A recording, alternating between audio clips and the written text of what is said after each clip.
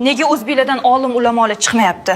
Oxirgacha ko'rsanglar nimagaligini bilib olasizlar. Katta sabablardan bittasi bu, kelinlar 6-7 soatlar vaqtini oshxonada o'tkazib yuboradi. Shu uydilarni qaynota erini, bolalarini to'ydirish bilan butun umri o'tadi bechoralarning. Yana bir xil qaynanalar uyida posuda moyka bo'lsa ham ishlattirmaydi.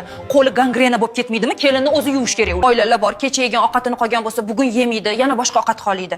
Sal tiyinglar o'zinglarni. Kelin ham o'qisin, bilim olsin, bolalariga vaqt ajratsin, o'qitsin. Bizdan ham bu kattaroq olimlar chiqsin. Bo'ldi-da endi. Qachongacha o'zbeklar boshqa millatlarning qo'lida oddiy qora ishchi bo'lib ishlaydi? Yetar endi.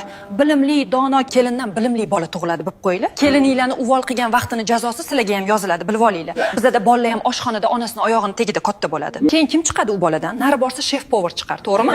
Bu kattaroq yutuqqa erishgan odamdan so'raylarchi, sen onang kim bo'lgan, nima qilgan deb. Bolani kelajagi onaga bog'liq. Sizlar kelininglarni qul qilib olib, butun O'zbekiston sha'niga putur yetkazasizlar, bilib olinglar shuni. Shu yaqin orada butun dunyoga tanilgan o'zbek olimlarini bilsanglar, kommentga yozib ketinglar, chiqani ko'raylik.